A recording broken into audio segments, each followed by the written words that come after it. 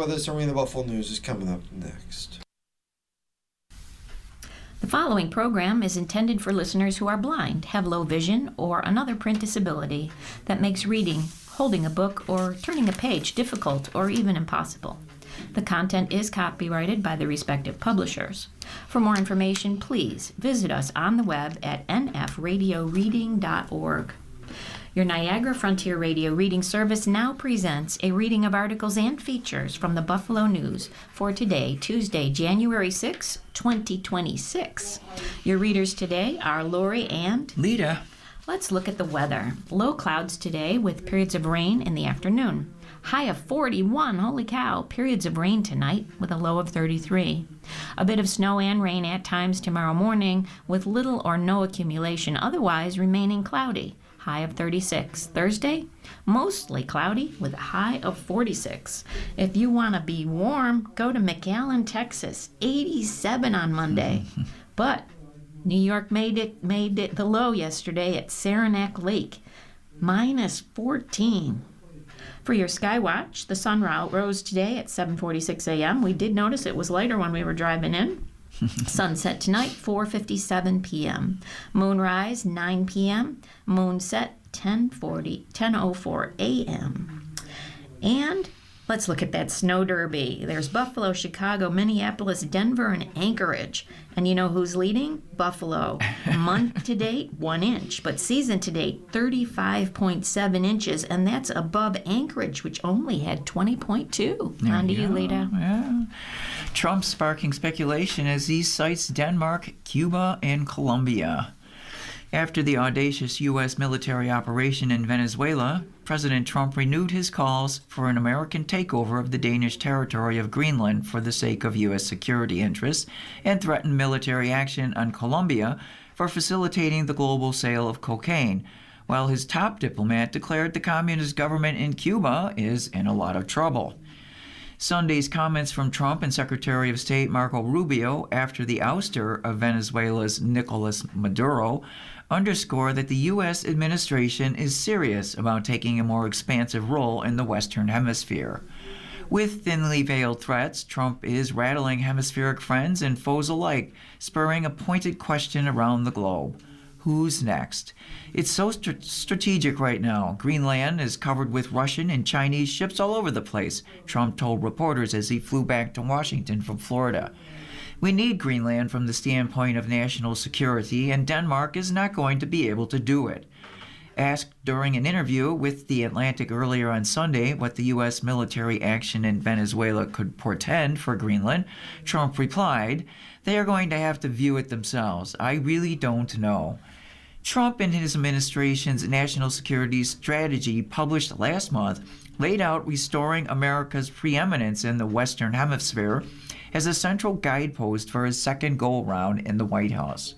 Trump has also pointed to the 19th century Monroe Doctrine, which rejects European colonialism as well as the Roosevelt Corollary, a justification invoked by the U.S. in supporting Panama's secession from Colombia, which helped secure the Panama Canal Zone for the U.S., as he's made his case for an assertive approach to American neighbors and beyond. Trump has even quipped that some now refer to the fifth U.S. president's foundational document as the Monroe Doctrine. Saturday's dead-of-night operation for U.S. forces in Caracas, followed by Trump's comments, heightened concerns in Denmark, which has jurisdiction over the vast mineral-rich island of Greenland. Danish Prime Minister Mette Frederiksen in a statement that Trump has no right to annex the territory. She also reminded Trump that Denmark already provides the United States, a fellow NATO member, broad access to Greenland through existing security agreements. I would therefore strongly urge the U.S. to stop threatening a historically close ally and another country and people who have made it very clear that they are not for sale, she said. Denmark on Sunday also signed onto a European Union statement underscoring that the right of Venezuelan people to determine their future must be respected, as Trump has vowed to run Venezuela and pressed the acting president Delcy Rodriguez to get in line. Trump on Sunday mocked Denmark's efforts at boosting Greenland's national security posture, saying that Danes have added one more dog sled to the Arctic territory's arsenal. Greenlanders and Danes were further rankled by a social media post following the raid by a former Trump administration official turned podcaster, Katie Miller. The post shows an illustrated map of Greenland in the colors of the stars and stripes, accompanied by the caption, "Soon." And yes, we expect full respect for the territorial integrity of the Kingdom of Denmark. Ambassador Jesper Moller Sorensen, Denmark's chief envoy to Washington, said in a post responding to Miller, who is married to Trump's influential deputy chief of staff, Stephen Miller. During his presidential transition and in the early months of his return to the White House, Trump repeatedly called for U.S. jurisdiction over Greenland and has pointedly not ruled out military force to take control of the Arctic island. Trump put the spotlight back on Greenland less than 2 weeks ago when he said he would appoint Republican Governor Jeff Landry as his special envoy to Greenland. The Louisiana lawmaker said in his volunteer position he would help Trump make Greenland a part of the U.S. Meanwhile, concern is simmering in Cuba, one of Venezuela's most important allies and trading partners, as Rubio issued a stern warning to the Cuban government. U.S.-Cuba relations have been hostile since the 1959 Cuban Revolution. Rubio and NBC's Meet the Press said Cuban officials were with Maduro in Venezuela ahead of his capture. It was Cubans that guarded Maduro, Rubio said. He was not guarded by Venezuelan bodyguards. The Secretary of State added that Cuban bodyguards were also in charge of internal intelligence in Maduro's government, including who spies on who inside to make sure there are no traitors. The Cuban government said in a statement on state television on Sunday evening that 32 officers were killed in the U.S. military operation. Trump said that the Cuban economy, battered by years of a U.S. embargo, is in tatters and will slide further now with the ouster of Maduro, who provided the Caribbean island subsidized oil. It's going down, Trump said of Cuba. It's going down for the count. Trump on Sunday evening also put Venezuela's neighbor Colombia and its leftist president Gustavo Petro on notice. Trump, in a back and forth with reporters, said Colombia is run by a sick man who likes making cocaine and selling it to the U.S. The Trump administration imposed sanctions in October on Petro, his family, and a member of his government over accusations of involvement in the global drug trade. Colombia is considered the epicenter of the world's cocaine trade. Trump began his months-long pressure campaign on Maduro by ordering dozens of lethal strikes on alleged drug smuggling boats launched from Venezuela in the Caribbean. He eventually expanded the operation to also target suspected vessels in the Eastern Pacific that came from Colombia. The U.S. in September also added Colombia, the top recipient of American assistance in the region, to a list of nations failing to cooperate in the drug war for the first time in almost 30 years. The designation led to a slashing of U.S. assistance to the country. And a plaque honoring police during the Capitol riot is still missing today. Ahead of the 5th anniversary of the January 6, 2021 attack on the U.S. Capitol, the official plaque honoring the police who defended democracy that day is nowhere to be found. It's not on display at the Capitol, as is required by law. Its whereabouts aren't publicly known, though it's believed to be in storage. House Speaker Mike Johnson, a Republican, has yet to formally unveil the plaque, and the Trump administration's Department of Justice is seeking to dismiss a police officer's lawsuit asking that it be displayed as it was intended. The architect of the Capitol, which was responsible for obtaining and displaying the plaque, said in light of the federal litigation it cannot comment. Determined to preserve the nation's history, some 100 members of Congress, mostly Democrats, have taken upon themselves to memorialize the moment. For months, they've mounted poster board-style replicas of the January 6 plaque outside their office doors, resulting in a Capitol complex awash with makeshift remembrances. On behalf of a grateful Congress, this plaque honors the extraordinary individuals who bravely protected and defended this symbol of democracy on January 6, 2021, reads the faux bronze stand-in for the real thing. Their heroism will never be forgotten. Culture of forgetting. In Washington, a capital city lined with monuments to the nation's history, the plaque was intended to become a simple but permanent marker, situated near the Capitol's west front, where some of the most violent fighting took place as rioters breached the building. But in its absence, the missing plaque makes way for something else entirely, a culture of forgetting. Visitors can pass through the Capitol without any formal reminder of what happened that day, when a mob of President Trump's supporters stormed the building, trying to overturn the Republicans' 2020 re-election defeat to Democrat Joe Biden. With memory left unchecked, it allows news narratives to swirl and revised histories to take hold. 5 years ago, the jarring scene watched the world over was declared an insurrection by the then GOP leader of the Senate, while the House GOP leader at the time called it his saddest day in Congress. But those condemnations have faded. Trump calls it a day of love, and Johnson, who was among those lawmakers challenging the 2020 election results, is now House Speaker. The question of January 6 remains. Democracy was on the guillotine. How important is that event in the overall sweep of 21st century U.S. history, said Douglas Brinkley, a professor of history at Rice University and a noted scholar. Will January 6 be seen as the seminal moment when democracy was in peril, he asked, or will it be remembered as a kind of a weird one-off? There's not as much consensus on that as one would have thought on the 5th anniversary, he said. The violent legacy lingers.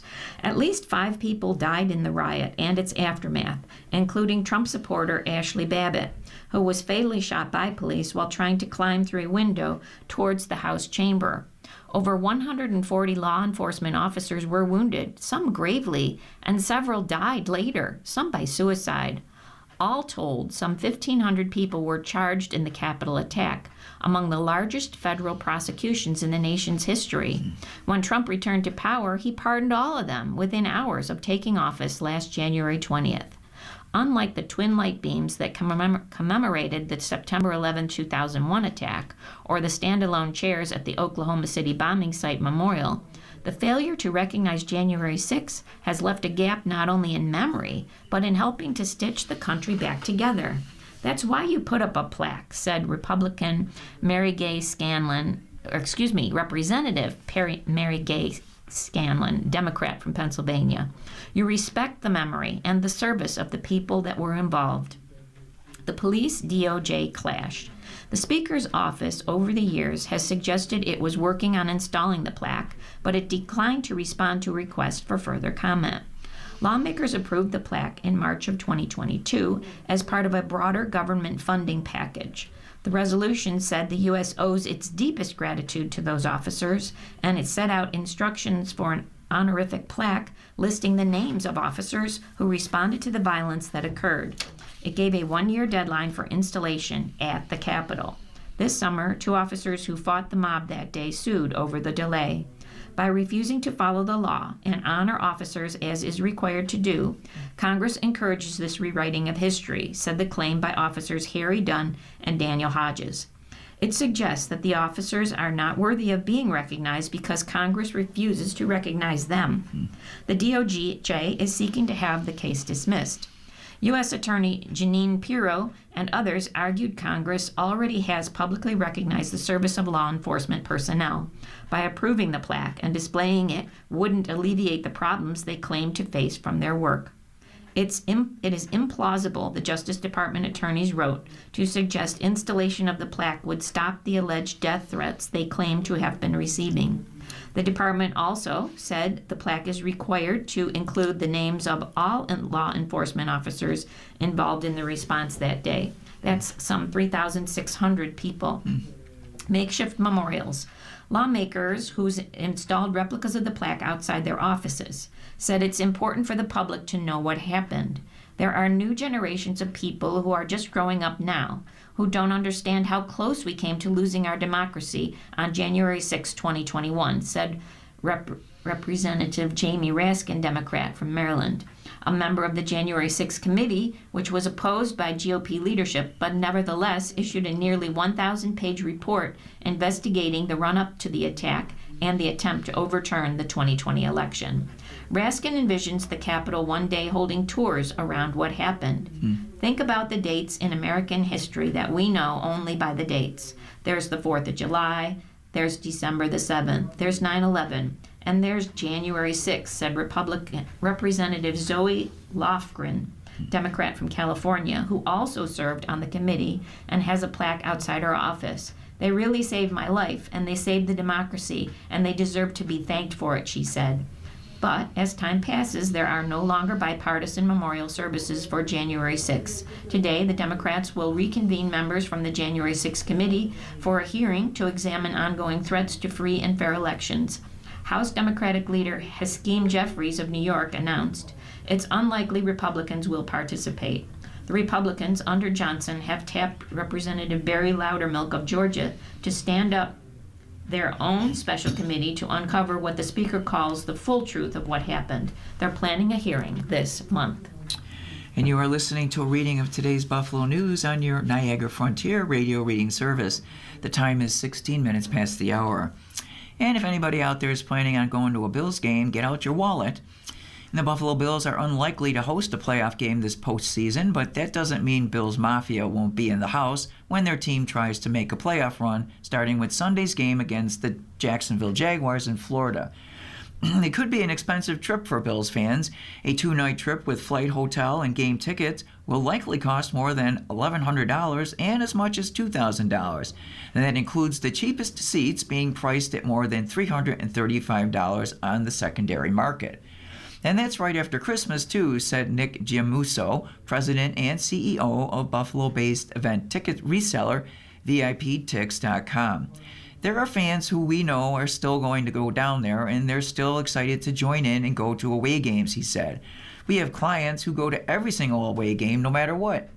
Buffalo is set to play the Jags at 1 p.m. Sunday at Everbank Stadium in the AFC wildcard round, and a large contingent of Bills fans are expected to make the trip south to root on their team.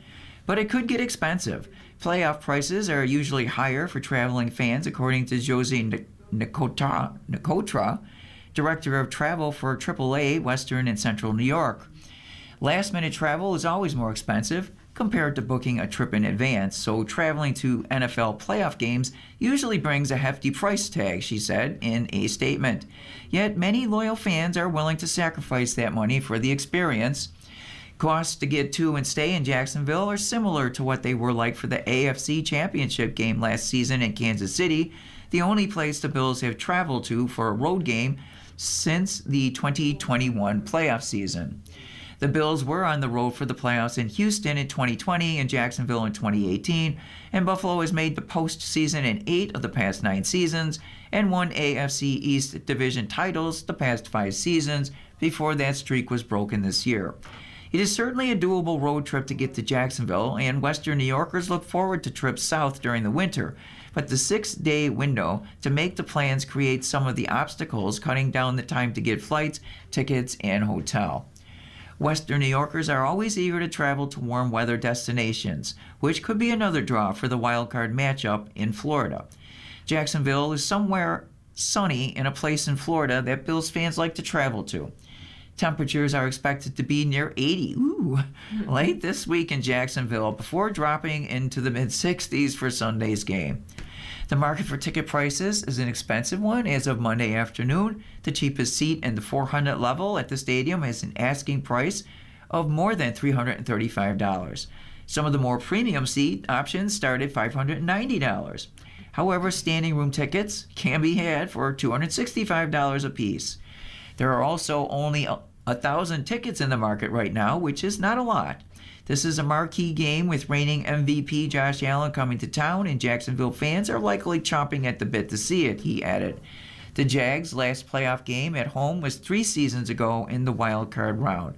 Jacksonville has had a lot of success this season, and their fans seem likely they're planning to go to the game, so there are not a lot of seats out there, which is driving the price even higher because Bills fans travel really well. It's not Bills versus Chiefs where the demand is going to be crazy, but I do think a lot of Bills fans are going to go there, he said. The market has gone up a lot since yesterday, maybe about $100. Just getting there will be expensive. As of Monday, afternoon round-trip flights from Buffalo to Jacksonville with a layover start at over $720 from Saturday to Monday, while flights from Rochester or Syracuse start at just over $400. Typically, there are no direct commercial flights from Western New York area to Jacksonville. However, United Airlines announced Monday a new nonstop flight option between Buffalo and Jacksonville for this weekend to accommodate traveling Bills fans. The flight will be Saturday, departing Buffalo for Jacksonville at 10:30 a.m. and then leaving Jacksonville at 7:30 p.m. for a return to Buffalo. The flights will be able to accommodate up to 179 fans. The AAA suggests fans consider a flight to Orlando, which is much more reasonable and offers some nonstop options. But fans would need to rent a car to transport to Jacksonville, which is about 140 miles away. Full packages also include a 4-hour pregame tailgate party and game day bus transfers, as well as weekend events, and can cost up to $889 per person, or you can get a double occupancy with airfare for just over $1,600. I think Bills fans are excited for a warm weather playoff game. It's been a while, Mikulek said. And the Vatican claims Holy Year success with 33 million pilgrims. Vatican City. The Vatican on Monday gave a final accounting of its 2025 Holy Year, saying more than 33 million pilgrims had participated, and that the only real dispute with the city of Rome concerned the style of fountains built for the event's main public works project.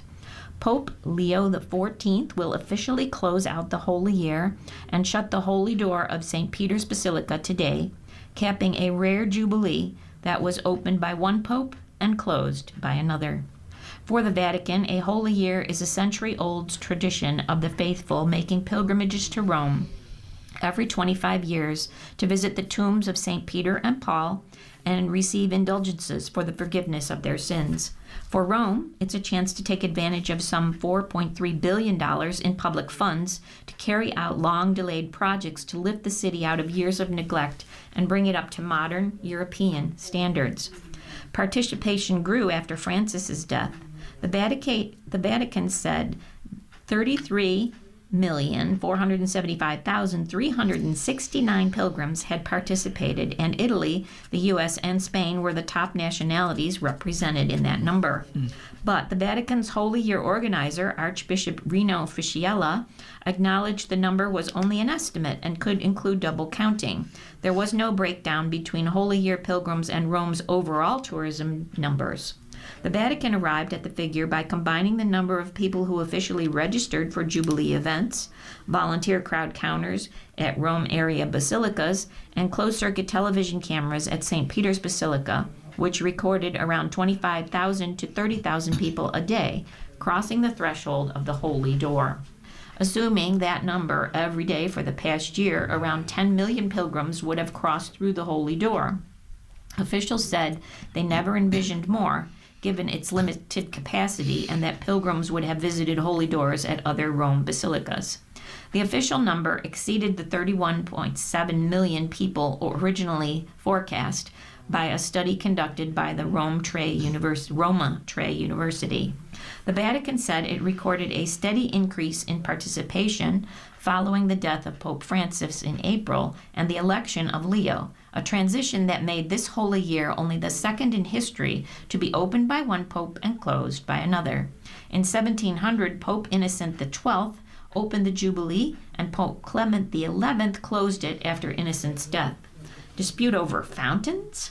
Rome Mayor Roberto Gualtieri said 110 of the 117 work projects initially associated with the Jubilee had been completed, including the most audacious, a pedestrian piazza at the end of the Villa della Conciliazione Boulevard, opposite St. Peter's Basilica, that required rerouting of traffic to an underground tunnel.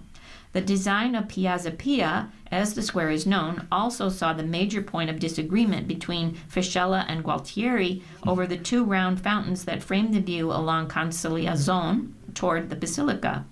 Gualtieri liked the fountains, Fisciella didn't, but had to put his preferences aside because the piazza is on Italian soil. This was probably the only point on which we had to say, laughing and smiling, that we didn't completely agree, Fischiella said. He liked those two fountains. I liked others, but had to back down. Fischiella said he didn't think the contemporary stone fountain suited a piazza that looks toward the Baroque splendor of St. Peter's Basilica and along the fascist-era architecture of Villa della Conciliazione, which was itself created by raising a neighborhood for the 1950 Jubilee. 1 year later, Fischiella has gotten used to them, but still doesn't love them. I've always thought they looked like foot baths, he said. Long history. Rome's relationship with Jubilee dates to 1300, when Pope Boniface VIII inaugurated the first Holy Year, in what historians say marked the definitive designation of Rome as the center of Christianity. Even then, the number of pilgrims was so significant that Dante referred to them in his Inferno. Massive public works projects have long accompanied Holy Years, including the creation of the Sistine Chapel, commissioned by Pope Sixtus IV for Jubilee of 1475, and the big Vatican garage for the 2000 Jubilee under Pope John Paul II. Leo has already announced that the next Jubilee will be in 2033 to commemorate what Christians believed was the 33 AD death and resurrection of Christ. And Green makes waves, for her constituents have mixed feelings. President Trump says Republican Marjorie Taylor Greene is a traitor. But for Jackie Harling, who chairs the local Republican Party in Greene's northwestern corner of Georgia, she's still Mama Bear. Every thought that we had in our minds, she seems to be very good at verbalizing. Saying things that no one else would say may be Greene's most durable legacy as she steps down Monday, resigning halfway through her third term in Congress. First, it was her embrace of conspiracy theories and incendiary rhetoric, turning her into a national symbol of a political culture without guardrails. Then it was her willingness to criticize Trump, a schism that made her position in Washington untenable. In Greene's district, constituents describe her repeatedly as a fighter. For Republicans like Harling, that was enough. We got a lot of satisfaction, Harling said. She was our voice. It was less satisfying for an independent like Keith Patterson, who struggled to think of ways that Greene's fame and notoriety made a difference for her district during her time in the U.S. Capitol. I don't know of anything that she did do here, except certainly got her voice heard. But how did we benefit from that, he said. I don't think we did. Greene began clashing with Trump last year, criticizing his focus on foreign policy and his reluctance to release documents involving the Jeffrey Epstein case. The president eventually had enough, saying he would support a primary challenge against her. Greene announced a week later that she would resign. She has kept up the criticism since then, including over Trump's decision to strike Venezuela. This is what many in MAGA thought they voted to end, Greene wrote on social media on Saturday. Boy, were we wrong. The split was surprising because until that point, Greene's trajectory had mirrored Trump's rise to power. She didn't become politically involved until his presidential campaign in 2016 and first ran for Congress in 2020. Greene considered trying to represent Georgia's 6th congressional district, which includes the Atlanta suburbs, before relocating to the 14th, where the Republican incumbent was retiring. She remains loyal to Trump after he lost to President Joe Biden, promoting his falsehoods about a stolen election. When Trump ran in 2024, she toured the country with him and spoke at his rallies while wearing a red Make America Great Again hat. Her Georgia district is one of the most Republican-leaning in the state, although it wasn't always that way. The region once backed Democrats like Zell Miller, a governor and U.S. senator who spearheaded Georgia's lottery program that still bankrolls college scholarships in early childhood education programs. But residents have felt left behind by years of change, said Jan Pourquoi, a Belgian native who emigrated in 1987, becoming a U.S. citizen, and later won local office in Whitfield County. They see themselves as great Americans, proud Americans, Christian Americans, and that doesn't fit the American model anymore as they see it, Pourquoi said, who said he left the GOP because of Trump. Greene exemplified the political backlash, which he summarized as stick it to them any possible way you can. Georgia leaders, like those in many other states, have spent years drawing congressional districts to pack like-minded voters together. That means in red areas, whoever wins the Republican primary is virtually guaranteed to come out on top in the general election, incentivizing candidates like Green with more hardline views. The political landscape means former Republicans like Pourquoi or independents like Patterson say they have no shot at helping a centrist win. "I'm kind of square in the middle," said Patterson, adding that it sometimes feels like he's the only one around here who's that way. Whitfield County Republicans gathered at a local restaurant last month for their annual Christmas party, where seasonal decor and a visit from Santa Claus were intermingled with the red, white, and blue regalia and a smattering of MAGA paraphernalia. There was still deep affection for Green and plenty of talk about the cultural issues she championed. You're listening to a reading of today's Buffalo News on your Niagara Frontier Radio Reading Service. The time is 30 minutes after the hour. Back to you, Lita, for your cartoon. Okay, so there is a picture of what is now closing the Highmark Stadium, and above the stadium are clouds, and coming out of the clouds is Ralph Wilson holding up a sign, and it says Ralph, and it's underneath the caption is, "We will always call it the Ralph." And I totally agree with that. In Opinions by Susan Estrich, Trump's utter lack of empathy still shocks. On December 30th, the John F. Kennedy Presidential Library announced the death of the late president's 35-year-old granddaughter, Tatiana Schlossberg. Our beautiful Tatiana passed away this morning. She will always be in our hearts.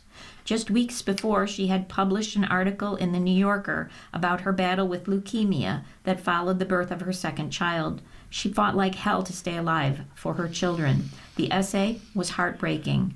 Her death tore off the bandage.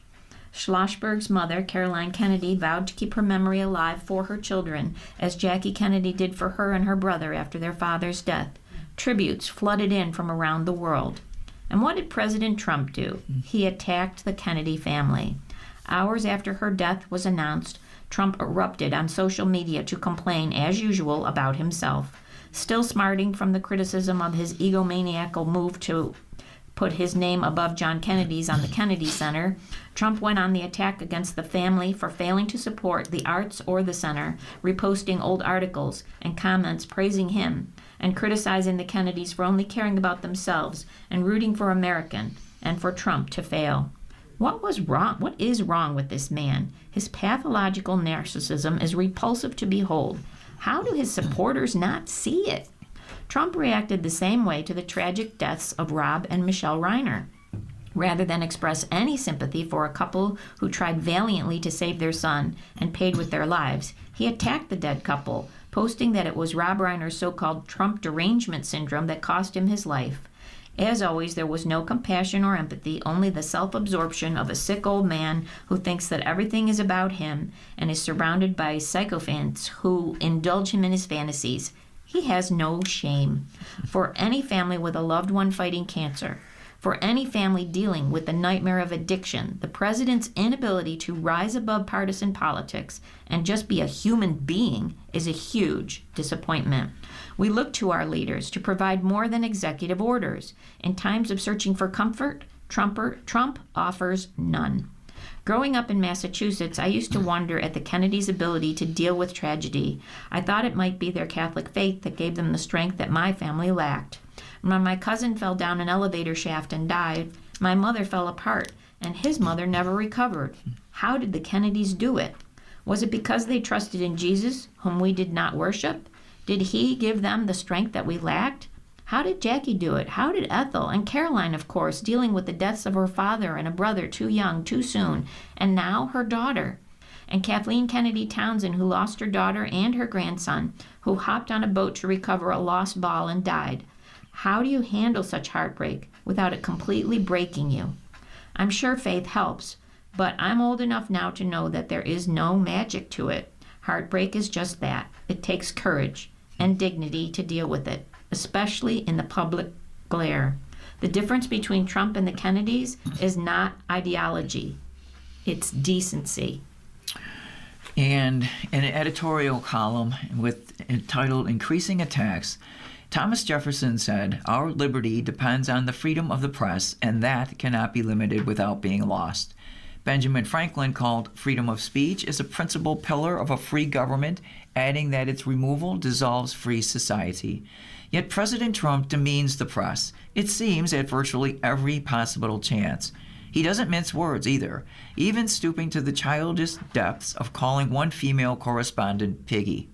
Name-calling has become a well-worn tactic from a president who has derisive nicknames for just about anyone, whether political foe or reporter, who crosses his path in the wrong direction. Sleepy Joe Biden or Crazy Nancy Pelosi are two examples. There are many others.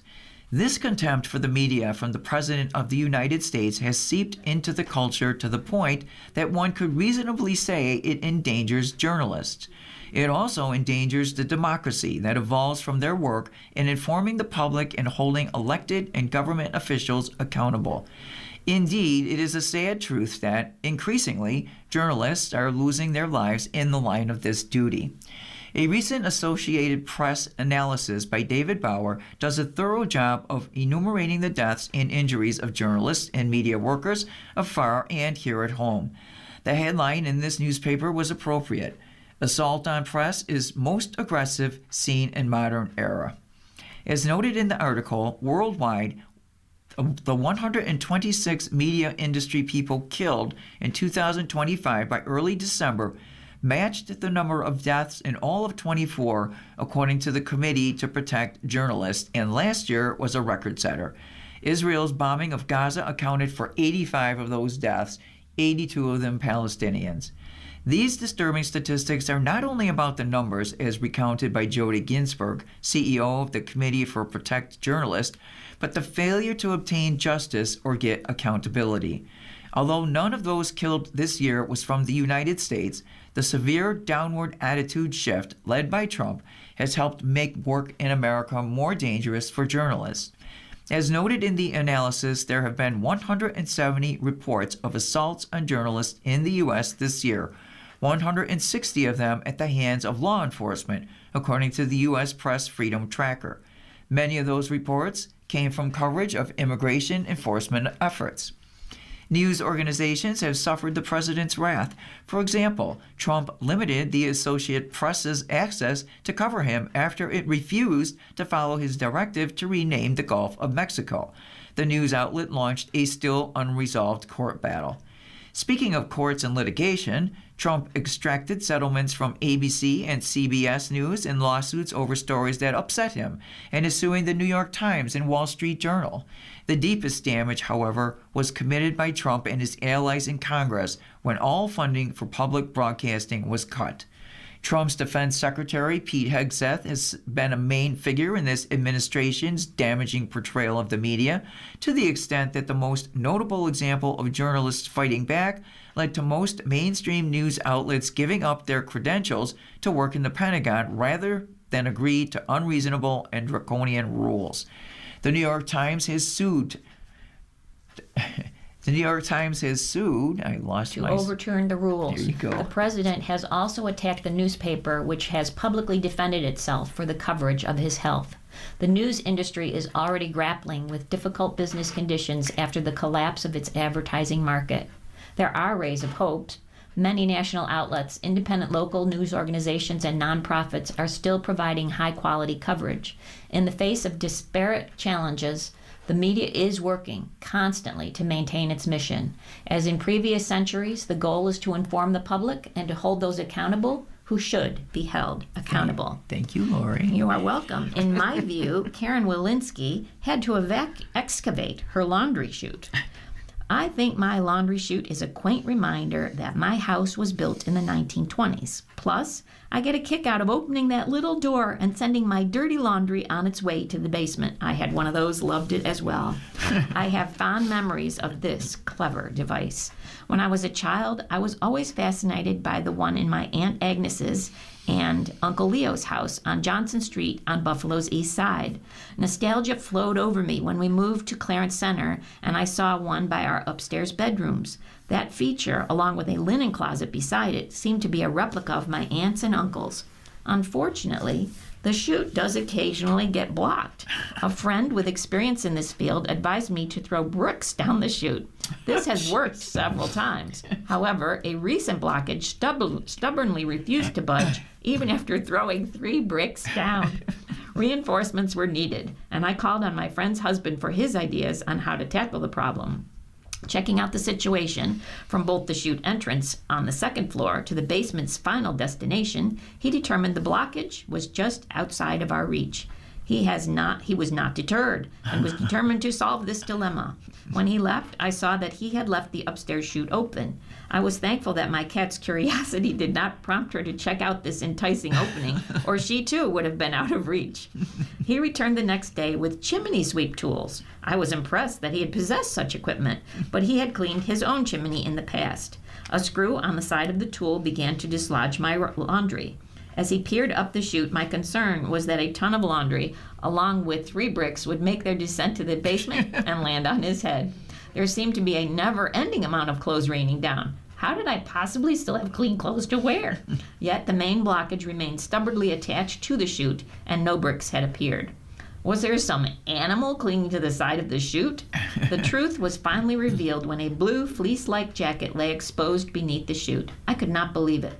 This fleece that zipped up the front and supported a small Buffalo Bills logo had been missing for probably 2 years. I loved that jacket.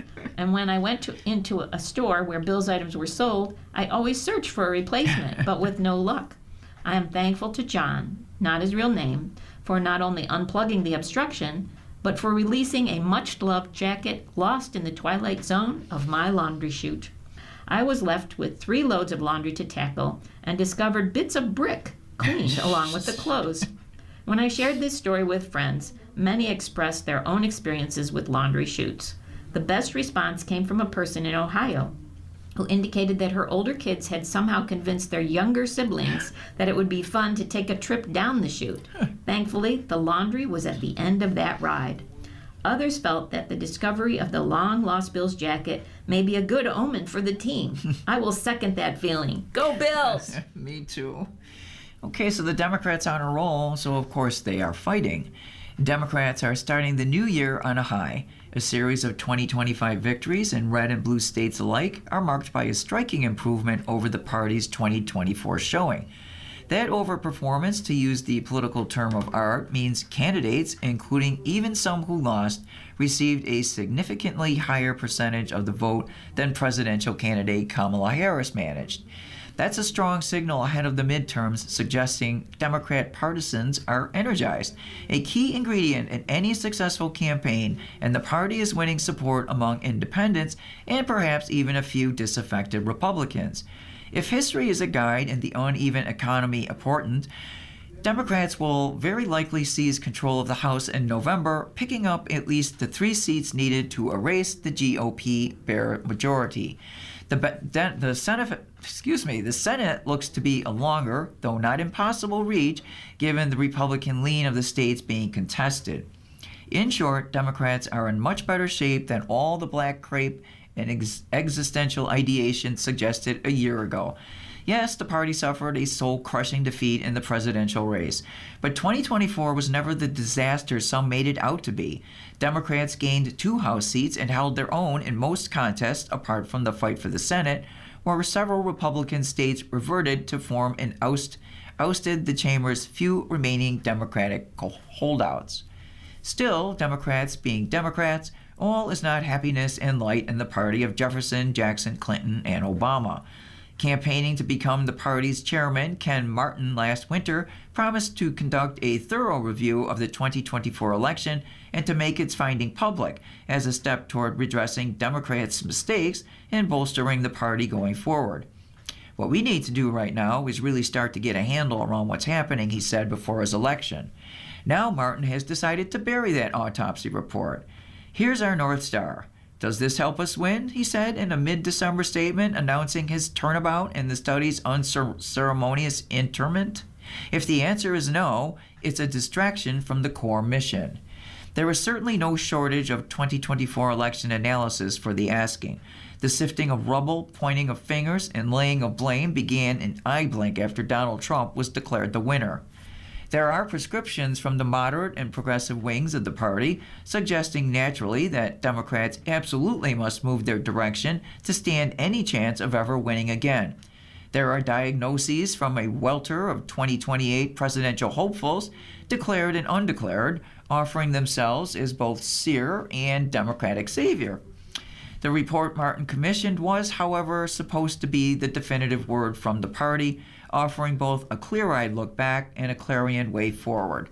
We know that we lost ground with Latino voters, he said, in those searching days before he became party chairman. We know we lost ground with women and younger voters and, of course, working-class voters. We don't know the how and why yet. As part of the investigation, more than 300 Democrats were interviewed in each of the 50 states, but there was good reason to doubt the integrity of the report even before Martin pulled out his shovel and started digging.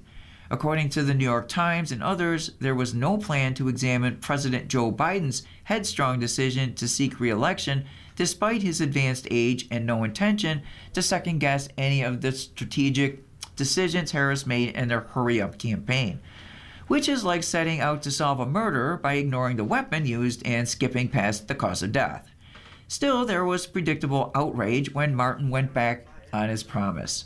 This is a very bad decision that reeks of the caution and complacency that brought us to this moment, Dan Pfeiffer, an alumnus of Obama White House, posted on social media. The people who volunteered, donated, and voted deserve to know what went wrong, Jamal Simmons, a former Harris vice presidential advisor, told The Hill. The DNC should tell them. In 2013, Republicans commissioned a similar after-action assessment following Mitt Romney's loss to President Obama. It was scathing in its blunt force commentary. The 98-page report said a smug, uncaring, ideologically rigid party was turning off voters with stale policies that had changed little in decades and was unhelpfully projecting an image that alienated minorities and young voters. Among its recommendation, the postmortem called on the party to develop a more welcoming brand of conservatism and suggested an extensive set of inclusions proposals by minority groups, including Latinos, Asians, and African Americans. DII, anyone?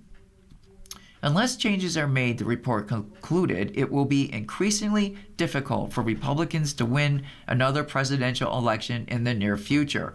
Trump, of course, won the White House 3 years later, doing precisely none of what the report recommended, which suggests that the Democratic autopsy, buried or otherwise, is not likely to matter a whole lot when voters go to the polls. It's the affordability, stupid. That said, Martin should have released the appraisal. There was already Democratic hostility toward the chairman, particularly among donors unhappy with his leadership and performance, and his entombing of the autopsy report won't help. Martin gave his word, and breaking it is a needless distraction and blemish on the party. Besides, a bit of thoughtful self-reflection is never a bad thing. It's hard to look forward when you've got your head stuck in the stand. Yes, it is. On another voice on transportation, Frank Hoare says New York's new toll program corrects problems. As executive director of the New York State Thruway Authority, I want to personally correct the record regarding the new toll management service provider program. Specifically, I would like to clarify Ken Johnson's Another Voice submission on December 15th.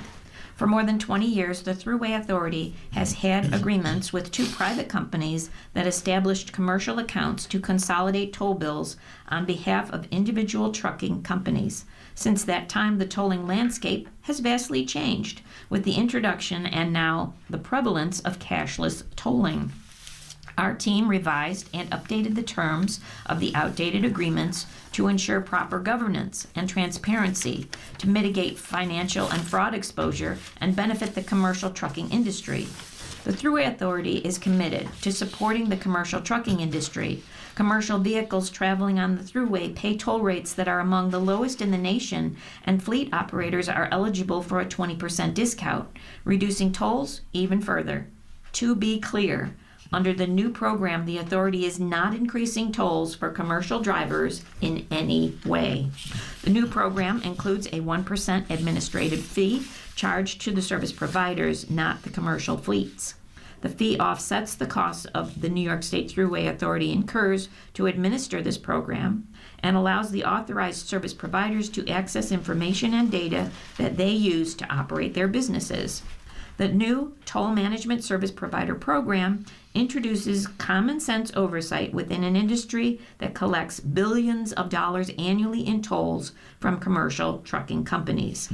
The oversight ensures privacy of trucking company data, enhances financial protections, and ensures that authorized toll management service providers charge trucking companies the same toll rate charged by tolling authorities with no hidden fees. The commercial trucking industry is a lifeline for our economy. This program protects fleet owners and ensures they receive the 20% volume discount. Ultimately, they will benefit from the increased competition in this service provider arena.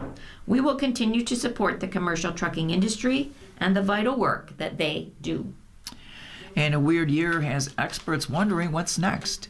The economy in 2025 was filled with contradictions as growth was healthy while hiring slowed, inflation stayed elevated, and unemployment rose. Last year's odd outcomes raised a host of questions for this year. Will a growing economy eventually boost the sluggish job market? Or are last year's weak job gains a sign of a stumbling economy that could get worse? There is another uncomfortable possibility.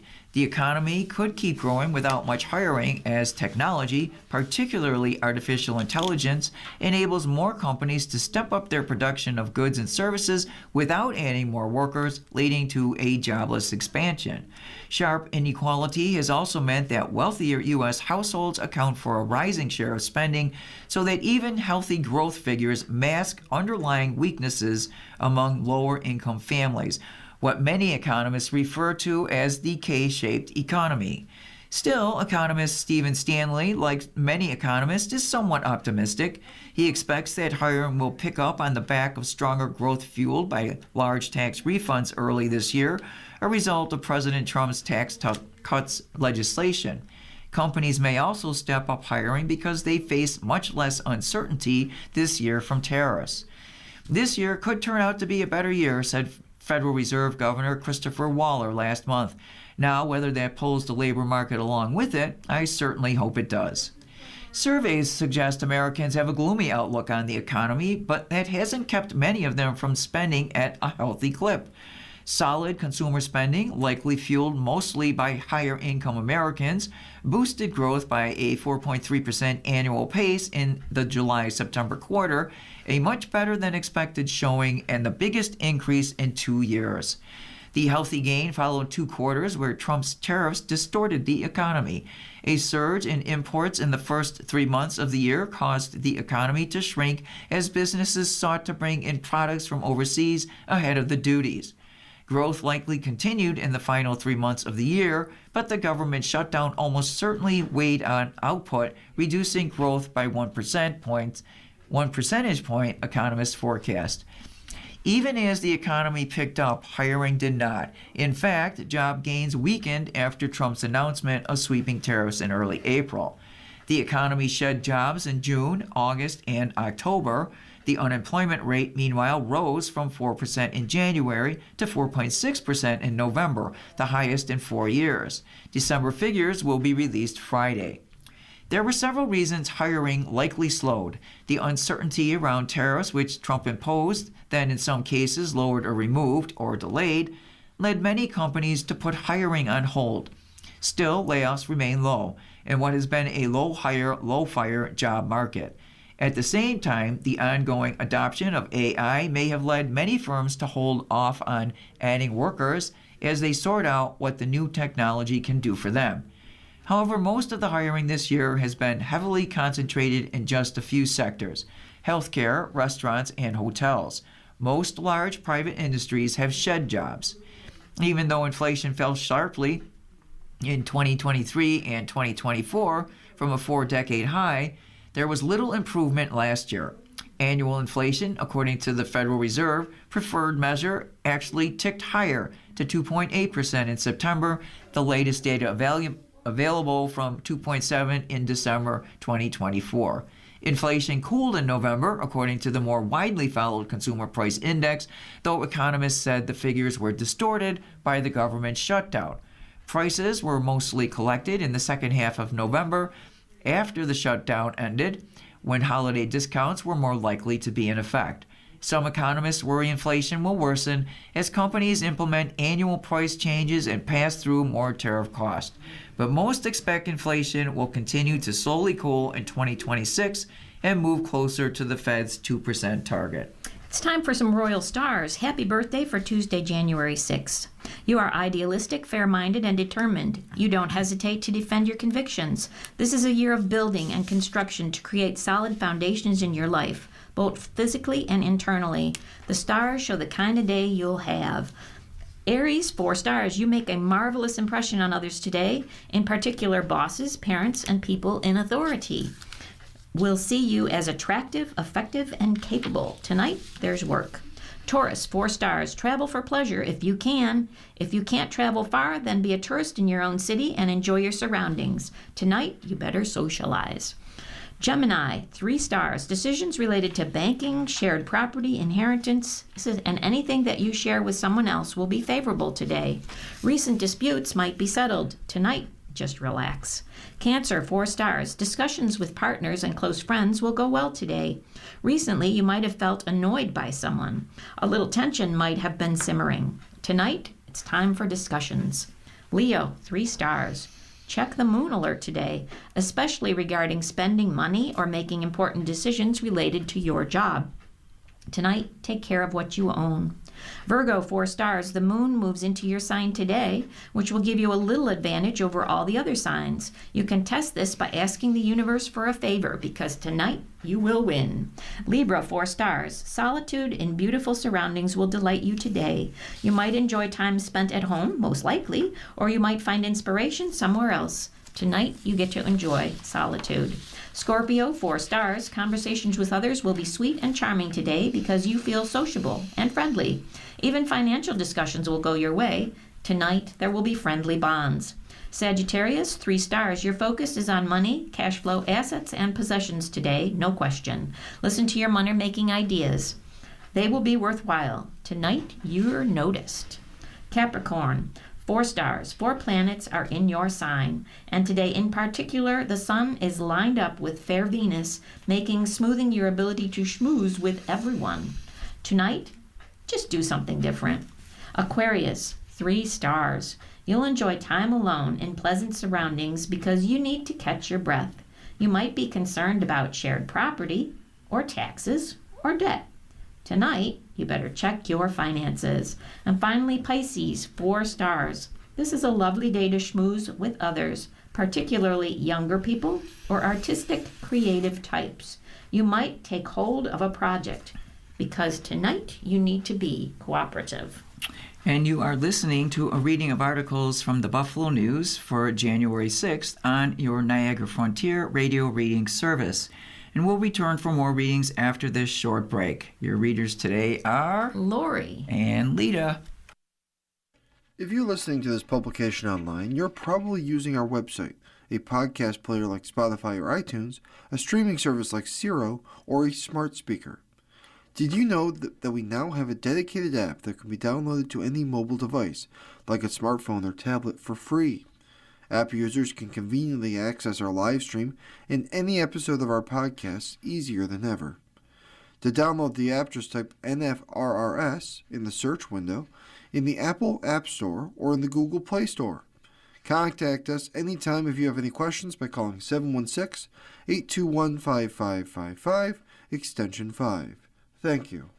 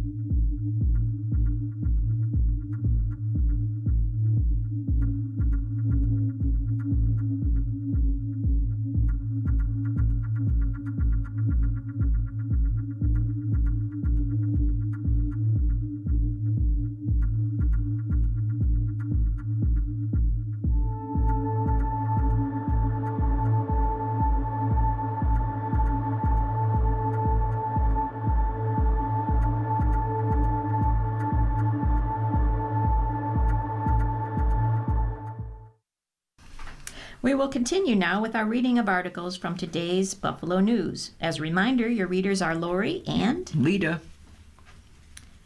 Feel free to do the death listings. Okay, I will. As part of our newspaper reading, we now present the day's death listings. If you need further information on any of these names, please call us at 716-821-5555. That's 716-821-5555. Robert S. Black, Bruce E. Blackman, Elaine M. Chenfant, Nee Helizak, Peter Sorelio, James V. Glynn,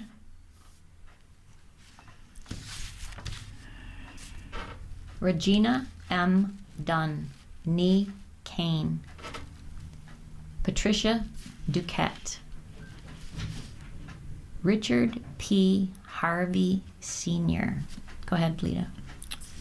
David H. Hughes, Nancy Nitka, Nee Bernstein, Mary Muhick, that's Muhitch, Nee Denny, William J. Sullivan, Lucian P. Shamansky, Justin Van Epps, Alan Yasker, and Arcadia, that's Arkadia, Zeldin. If you need further information on any of these names, please call us at 716-821-5555. That's 716-821-5555. In local news, the Baptists are set to buy the former Holy Spirit site in North Collins. A Baptist congregation in Eden is purchasing a former Catholic church in North Collins for $500,000. Faith Bible Baptist Church, which is located at 8688 South Main Street in Eden since 1989, has a deal to buy the former Holy Spirit Church located at 2017 Halley Road in North Collins. Holy Spirit Church was closed in 2025 as part of the Buffalo Diocese's restructuring of dozens of parishes across 8 counties. Built in the late 1950s, the former Holy Spirit complex includes the church, a school, and a rectory building. It also sits on more than 9 acres of land. As part of a diocese plan to confront a growing shortage of priests, declining participation in Mass and other sacraments, and weakened finances in many parishes, Holy Spirit Parish was merged with Immaculate Conception Parish on South Main Street in Eden, not far from Faith Bible Baptist Church. Net proceeds from the sale will end up with Immaculate Conception Parish, which will then be expected to contribute those proceeds toward a settlement fund for child sex abuse victims, which will allow the diocese to exit Chapter 11 bankruptcy proceedings unencumbered by lawsuits. Faith Baptist Bible Church submitted a signed contract in August to buy the Holy Spirit property and is now waiting for a state Supreme Court judge to approve the sale per state law. Faith Bible Church representatives did not respond to voicemails seeking comment. Faith Bible Baptist Church was founded in 1983 with a small congregation worshiping inside a home in the village of Angola until outgrowing the space and moving into a storefront in the village, according to a history of the church on its website. The congregation moved in 1989 to its current location, which was expanded back in 1996. The sales contract for Holy Spirit indicated that Faith Bible Baptist Church intends to use the property for religious purposes and is not taking out a loan to complete this deal. The pending sale is among 21 parish property sales in the Buffalo Diocese since August of 2024. Ann Hochul made a return to her Hamburg High School and calling for tighter online protections for kids. Governor Kathy Hochul on Monday called for a state law to require online companies to install default privacy settings that protect vulnerable youths under 18 from predators, scammers, and AI chatbots she said are lurking in the shadows of seemingly harmless internet gaming platforms. Unsuspecting minors approached through an app's chat functions can be radicalized or groomed or even assaulted, Hochul told an audience at Hamburg High School, where Hochul is a member of the graduating class of 1976. In a preview of her State of the State address, Hochul said she will push for a law to require social media sites and online gaming platforms to expand their verification of users' ages, tighten security settings, and require children under 13 to get parental approval before making online connections. Hochul's 2026 State of the State address is scheduled for the 13th of January in Albany. They know where the kids are going and they're following them there, Hochul said. Other students have been relentlessly bullied and lured into games that simulate sex and reenact school shootings. Horrible, horrible things. And even in certain games, there's features that entice kids to gamble with their parents' money. And I don't even know if parents know this is going on. Hochul backed the Stop Online Predators Act, a bill proposed by Assemblymember Niley Rosek, a Democrat from Queens, and Senator Andrew Gornardis, a Democrat from Brooklyn. It would require children under age 18 to receive the highest privacy settings by default, preventing non-connections from seeing their profile. It also would require all social media platforms to disable certain AI chat functions that now enable adults to communicate with children instantly and privately. The required protocols would allow parents to set limits on children's financial transactions. In a memo for the bill, Rosek and Gornardis said child safety experts estimate that on any given day, there are around 500,000 active online predators. Virtual platforms like Facebook, Instagram, Snapchat, TikTok, X, and Roblox, where adult users can collect vast troves of information about child users and lure them into privacy chats within minutes, have become veritable hunting grounds for pedophiles in the modern era, the memo said. The bill did not make it out of committee in either house in 2025. Hochul's support for the bill was first reported Monday by the New York Times. I will not rest until I know our students are safe, healthy, and happy, because we still have lurking in the shadows these predators, these scammers, these criminals, and they're now using chat features on our kids' favorite games, Hochul said. Hochul's State of the State will include a proposal to make teen mental health first aid training available to all 10th graders in the state. In a news release, the governor's office said the training allows young people to have the capacity to identify and effectively respond to mental health challenges. In 2024, Hochul signed the Stop Addictive Feeds Exploitation for Kids Act, which keeps youths under 18 from accessing feeds and algorithms on social media sites without consent from a parent, as well as the New York Child Protective Data Act, which prevents online sites from sharing or selling the personal information of youths under 18 unless it is necessary for the purpose of the website. And last year, Hochul pushed a bell-to-bell ban on use of cell phones in class in the state budget. Senator George Borrello, a Republican from Sunset Bay, said his initial thought was that adding guardrails for young people around AI chatbots and online platforms makes sense, but was still reviewing details on the proposal. Parents deserve better tools and clearer information, and tech companies that profit from kids being online need to take more responsibility, he said in a statement. The goal should be a common sense protection that keeps kids safe without going too far or creating unintended consequences.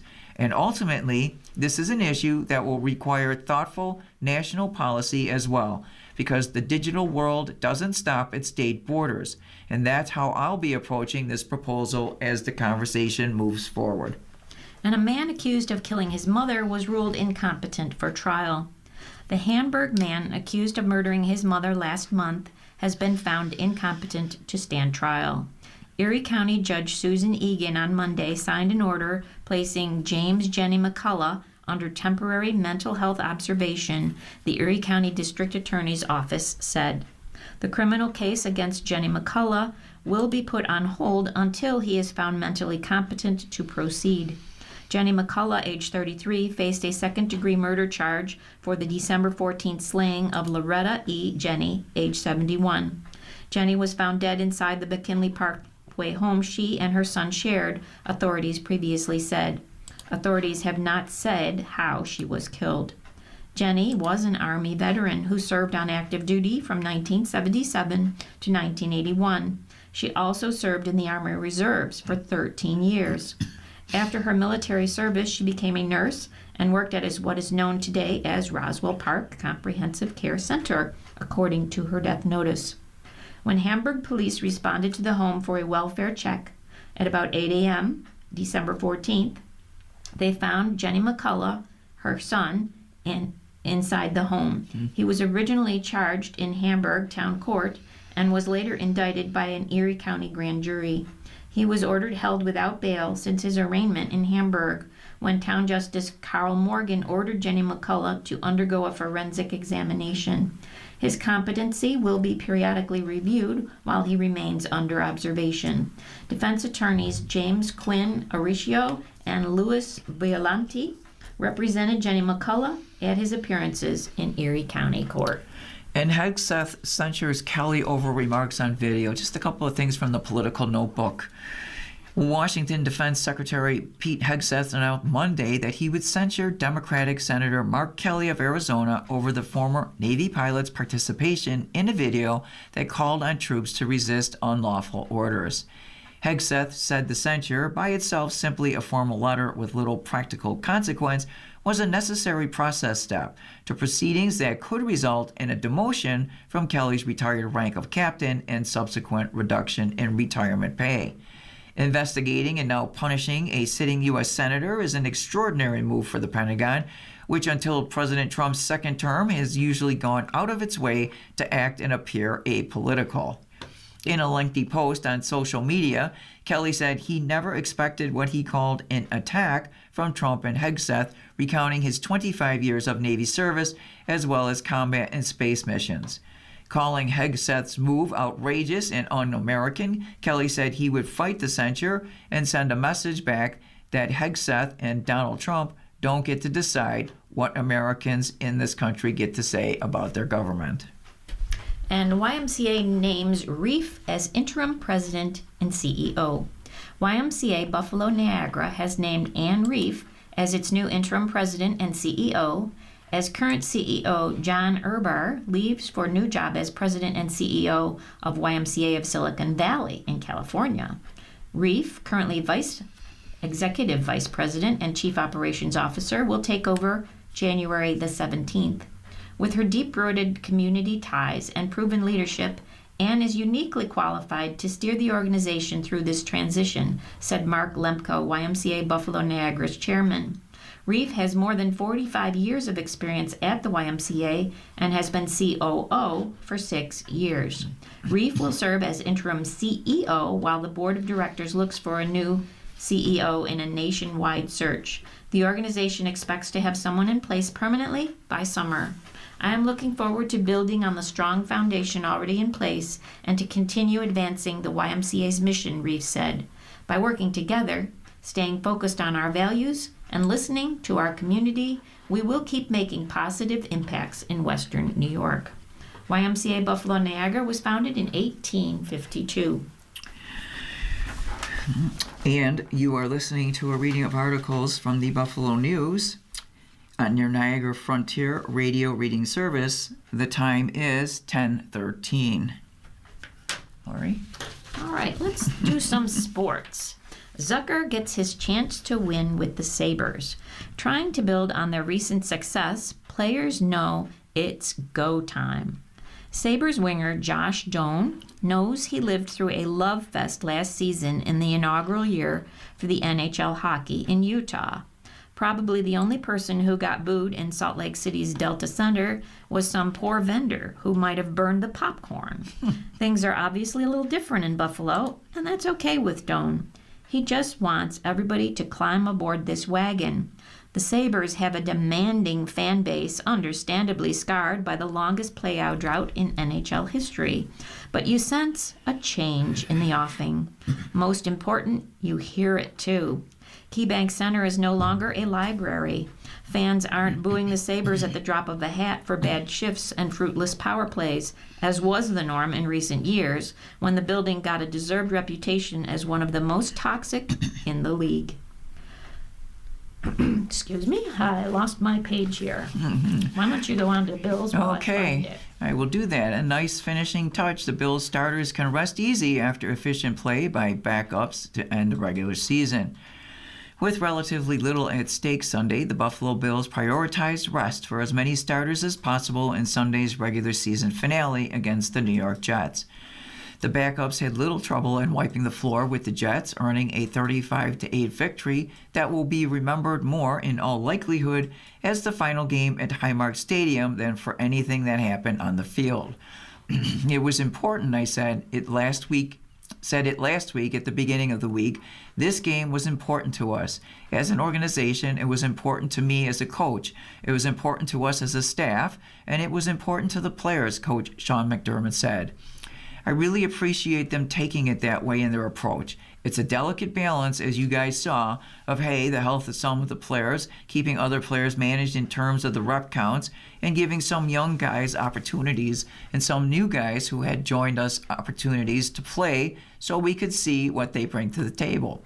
So it was a little bit of a challenge during the week, so I thought the staff did a phenomenal job, as did the players, really focusing in on our standard and how we play. It showed up on the field early. I tipped my cap to those guys and the way they were prepared and came out ready to play. Offensively, the Bills used just one starter along the offensive line, right guard O'Cyrus Torrence, who at the youngest member of the line drew the shortest straw. Torrance played all 75 offensive snaps. So too did center Cedric Van Pran Granger, right tackle Ryan Vandermark, and left guard Alec Anderson. Left tackle Tylen Grable played 72 of 75, missing 3 because of a finger injury in the second quarter that necessitated being starting right tackle Spencer Brown to briefly enter the game. Behind the backup offensive line, the Bills rushed for 211 yards, and backup quarterback Mitch Trubisky wasn't so much an even hit once. I think it's huge for development and just overall confidence as a team, Trubisky said. You see the next guy step in and perform well. A bunch of O-linemen played tonight, a bunch of guys on defense, wideouts, running backs mixed in. I think it just builds confidence throughout the team. I just saw a lot of excitement for guys who knew they were getting the nod and getting called upon to just go even harder in practice, locked into the game plan, and really put a good performance out there for the squad. Trubisky has played 24 snaps before taking 74 of them on Sunday. Van Pran Granger had 22 offensive snaps coming into Sunday, while Grable had not taken a single one on offense before Week 18. Wide receiver Gabe Davis, who led the team with 5 catches for 41 yards and a touchdown, played 70 snaps. His previous high in a game this season was 43. I knew I was playing a lot of snaps this week and just wanted to have a good game, and I was blessed tonight, Davis said. Defensively, Joe Andreessen, the Depew native and Lancaster High School graduate, was one of 3 players who played 100% of the 48 defensive snaps. Cornerback Tre'Davious White and linebacker Dorian Williams were the other 2. A lot of us haven't gotten those reps since preseason training camp, Andreessen said. You want to go out there and try and impress and ball out. The defense, I think, we had a good day. I'm sure there was a bunch of stuff to improve on, but it was fun flying around out there. Andreessen made the 3rd start of his 2-year career. He finished with 5 tackles, including 2 for losses. Reserve safety Darnell Savage made his first start as a member of the Bills and finished with 2 tackles and 1 pass defended. Edge rusher Matthew Judon, who was called up from the practice squad Saturday, did not record any statistics in playing 31 defensive snaps. And linebacker Keonta Jenkins, an undrafted rookie, gave Buffalo 5 tackles in playing 23 defensive snaps, 48% of them of the team total.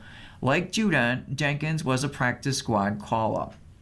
It didn't take Dawson Knox long to cash in Sunday. The Bills' tight end played just 4 snaps in his team's 35-8 victory over the New York Jets in the final game, and those 4 snaps were quite profitable, though, as Knox gained the necessary receiving yardage to reach 400 for the season and caught his 4th touchdown, triggering a $200,000 in contract bonus, $100,000 for each.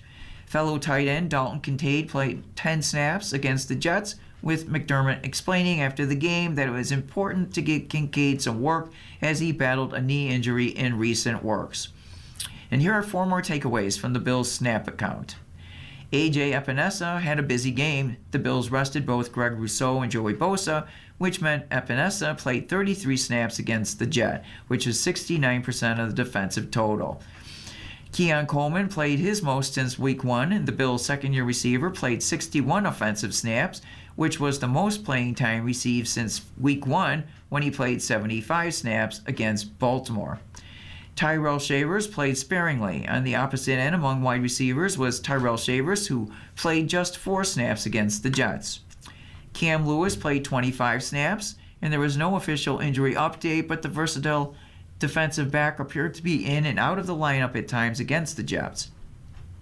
Player of the game, Mitchell Trubisky. The Bills quarterback went 22 of 29 for 259 yards and 4 touchdowns, a passer rating of 142.1. He played a nearly flawless game. Most importantly, he didn't throw an interception, meaning the Jets went the entire season, 17 games, without getting one, which boggles the mind. He was outstanding yesterday, Bills offensive coordinator Joe Brady said of Trubisky. And before I lost my place in the paper, we were talking about the KeyBank Center being the most toxic in the league due to booing. But it seems like you are suddenly jazzed by this edition of the Sabres, who saw a franchise record-tying winning streak of 10 games go by the boards during Saturday's clunker in Columbus. With 6 of the next 7 games at home, starting with Tuesday night's visit by the Vancouver Canucks, it's time to quickly start a new streak and make the Columbus game a total one-off. Coming here, you've been told about the fans, good and bad, Doan said after practice Monday in KeyBank Center. I laugh because the bad is just them wanting to win. It's a desire to win and a desire to support a winning team. So you can never complain about that. There's a reason, obviously, for a little bit of hesitance to jump back in right away, but I think we've got the group to do it.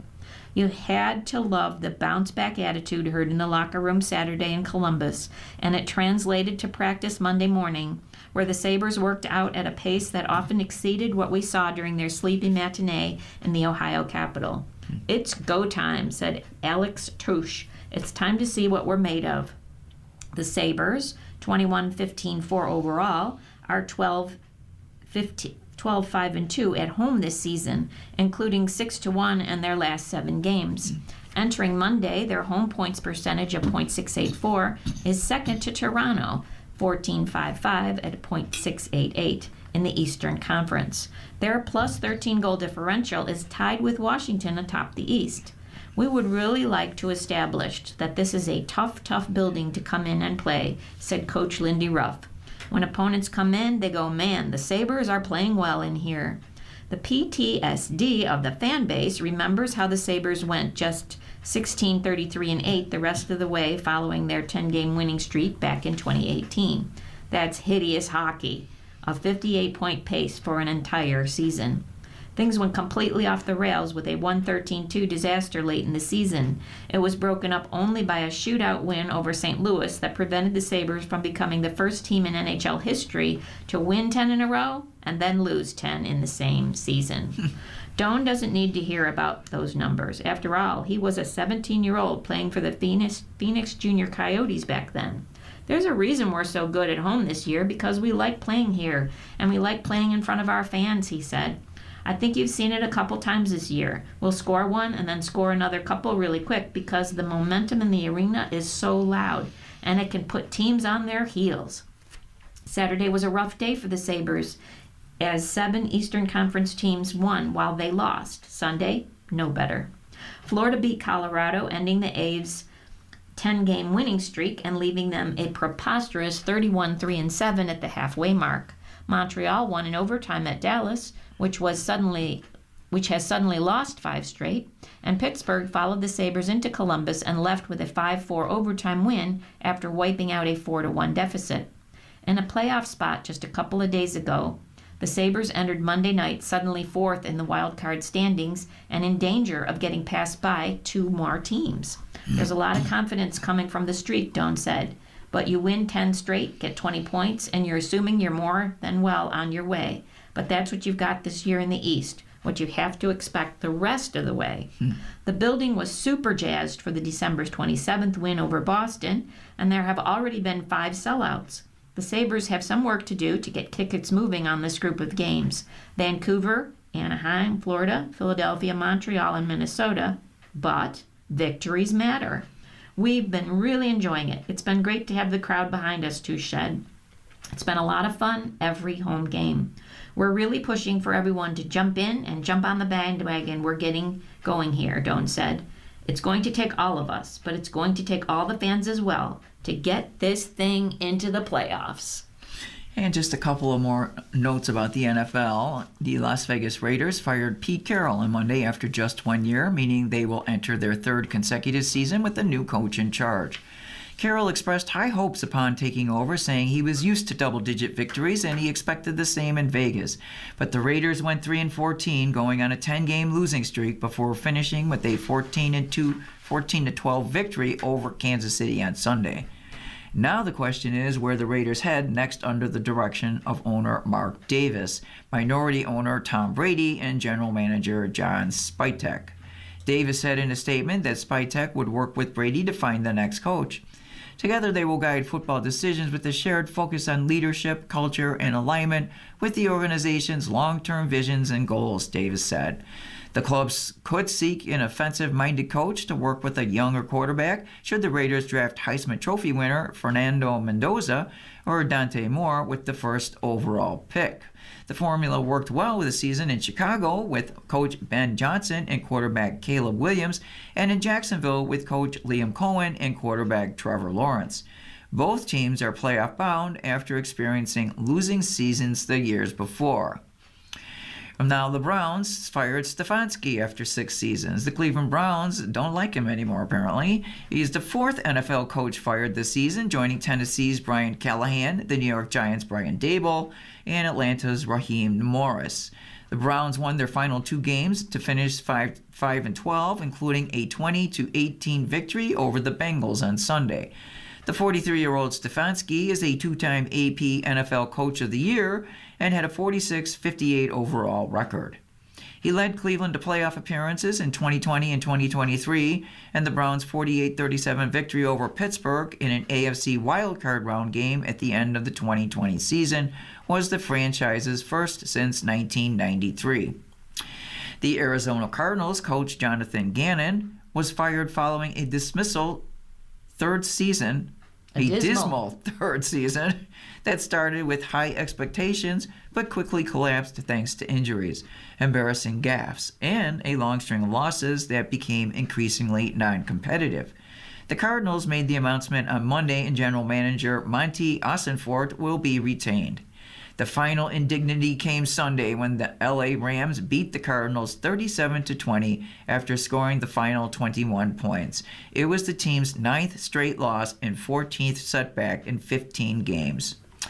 Atlanta Falcons owner Arthur Blank released a letter to fans on Monday to announce Sunday night's firing of coach Raheem Morris and general manager Terry Fontenot are not the only moves planned in an attempt to end the team's streak of 8 consecutive losing seasons.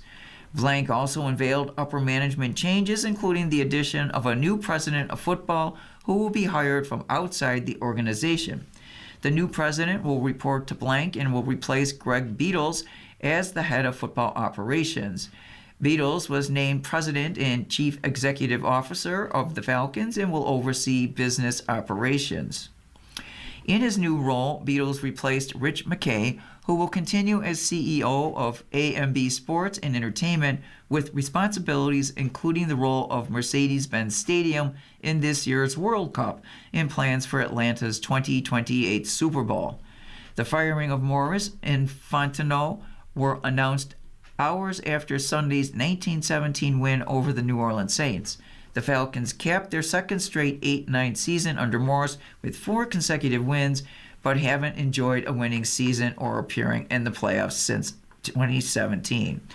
Joe Schoen will return as New York Giants general manager, and owner John Mara and Steve Tisch announced Monday. You're listening to a reading of today's Buffalo News on your Niagara Frontier radio reading service. The time is 29 minutes after the hour. And back to the Bills. It's lights out and wishing the best is yet to come. This is by Mike Harrington. I interviewed Mariano Rivera plenty of times during the New York Yankees dynasty. Was there for his Hall of Fame weekend in 2019 when he became the first player unanimously elected to Cooperstown, too. I never thought of myself as a closer until the thought was mentioned to me Sunday. Your friendly hockey writer completed an odd hat trick of being in the house for the closing acts of 3 of the iconic sporting houses ever to stand in the 716. The final Bisons game in War Memorial Stadium, Nashville 7, Bisons 5, was on August the 30th, 1987, with Tonawanda native Billy Shearer getting the win in relief. Final Sabres game in Memorial Auditorium, Sabres 4, Hartford Whalers 1 on April 14th of 1996. And the final Bills game in Highmark Stadium, Bills 35, Jets 8, on January 4th, 2026. There was some sadness at the final Bisons game, but huge anticipation for what Pilot Field was going to bring. Sunday's Bills game felt the same way. Frankly, it's time for Highmark, no matter how amazing its memories have been. That last Sabres game in the Aud was different, with the most visceral reactions. Adults openly sobbed in the seats of the place we had all seen so many events in, and the KeyBank Center will never spur the masses like that. There was a celebratory feel in the air Sunday, even through the emotion. The game didn't matter much, and it went as you would expect, with the Bills rolling the hapless Jets, even as Josh Allen took only 1 snap, and several starters were inactive or playing limited minutes. 4 hours before kickoff, I noticed stadium crews testing videos on the Jumbotron. It was a time machine feeling. The first images you saw were the number 81 of silky smooth receiver Bob Chandler. There was the menacing sideline stare of Coach Lou Saban and the sprinter's speed of Wallace Francis. Remember him? 2 kickoff returns touchdowns in the 1973 stadium inaugural season. When you think about the stadium, you can't think about the present players. You got to think about the guys that laid the foundation for us, said veteran Bills cornerback Travarius Davis-White. It's an honor, man. Being in this game, it's something I'll always remember. So many memories, so many plays, so many genuine friendships, too. Bills linebacker and Lancaster native Joe Anderson had a similar feeling when asked what it was like walking out of the tunnel on the field for every game. I thought it was the coolest thing ever in high school when we did it, said Buffalo Joe. Now you walk out there and there's tens of thousands of people in the stands, and not just the community of Lancaster. You got the whole community of Buffalo out there. It's been humbling every time, definitely. The Jets are so hapless, I found myself daydreaming and looking around at different spots on the field. You could instantly recall where Frank Reach hit Andre Reed 3 times for touchdowns in the comeback game versus Houston in 1993, where Darryl Taylor ran back his pick six in the 51-3 AFC Championship game of 1991, where Joe Ferguson foiled the Raiders when he hit Ahmad Rashad in the end zone in that fabled 1974 Monday night opener, where LaShawn McCoy ran through the snow in overtime to beat the Colts back in 2017. And you could stare at that left corner flag on the tunnel end that housed Doug Flutie's last-second magic in 1998 versus Jacksonville, and Allen's diving run after a lateral last year against San Francisco. This was a goodbye to the stadium, but not to the frivolity of the Bills games. Most of you will be parking in the same spots and having the same tailgates next year, but just walking in the other side of Abbott Road. But I get all the changes coming too. There are employees and season ticket holders who probably won't be back for a variety of reasons. To some, this actually marked an end. It was a special game. I was hoping to get a takeaway or something to take home with me, said a smiling defensive back Cam Lewis, who played 4 years at the University of Buffalo and has been active with the Bills since 2020. Lewis sheepishly said he never went to a Bills game when he was at UB. The Detroit native grew up a Lions fan. Neither one of our teams were very good when I was in school here, I guess, he said. But it's amazing that I've actually spent 11 years of my life around here. Buffalo is my second home, and I've been blessed to be here. These people have been amazing the way they support us. There were lots of memories in the press box, too. The first media person I ran into outside the stadium was Nashville Predators radio man Pete Weber, the longtime Buffalo voice who called the Bisons and Sabres and was in the booth hosting and doing analysis with Van Miller during the 4 Super Bowl defeats. It was great to see Vic Carucci, a Buffalo News legend of the 80s, 90s, and 2010s, to recall the wisdom of late sports editor Larry Felser and late beat writer extraordinaire Alan Wilson, whose pictures are on the back wall. And raise your glass to columnists Jerry Sullivan and Bucky Gleason, as well as ex-beat writers Milt Northrup and Mark Gaughan, all of whom covered hundreds of games. The Bills brought back some legends, with Thurman Thomas and Steve Tasker riling up the crowd pre-game, and Jim Kelly and Andre Reed addressing them at halftime. Marv Levy spoke via video, and of course asked the all-time question in franchise history. Where else would you rather be than right here, right now? We'll remember the music of those closing acts. The Bisons escorted us out of the rock pile onto the intersection of Jefferson and Best to Frank Sinatra's There Used to Be a Ballpark. The Sabres, of course, played the Sabres dance. Sunday night in Orchard Park, the fans weren't leaving. There was one last Mr. Brightside and shout in the final 2 minutes, and a post-game tribute video for the Bills played to Iris of the Buffalo-bred Goo Goo Dolls and Louis Armstrong, What a Wonderful World. It's been wonderful for long stretches of these 52 years in Orchard Park. We can only hope for those kind of memories on the other side of Abbott Road. That chokes me up. It does. Give me a little bit. Yeah. So let's see what dear Eric has to offer today. I am a 60-year-old and have had hearing loss since grade school. I'd flunked all those screening tests. My 2 younger siblings also have my same type of hearing loss and have worn hearing aids since their 40s at least. My siblings are persistent in trying to get me to buy hearing aids, which they feel I need. Yes, I probably need them according to medical tests, but I have resisted due to vanity and, more practically, cost. I am tired of being judged for my hearing loss. My siblings came at me today together and approached me intervention style to tell me when and where to buy hearing aids. People at work have made rude comments pertaining to my hearing. Oh, you're so deaf, and we know you can't hear us anyway, etc. Please tell me what to say to people who think my hearing is their business and how to address comments that are so rude. And when I do decide to get hearing aids, how should I respond to the comments I know I'll get about how much better it is now you can hear? Oh, finally you can hear. Signed, Hearing Jokes. Dear Hearing, let's take your siblings and your coworkers separately. Your coworkers are being too cavalier with their comments. They're not trying to goad you into seeking treatment. They're mocking you for a medical condition. They may know that you've taken a bold stance about your hearing loss and see that as permission to tease you about it, but they're overstepping.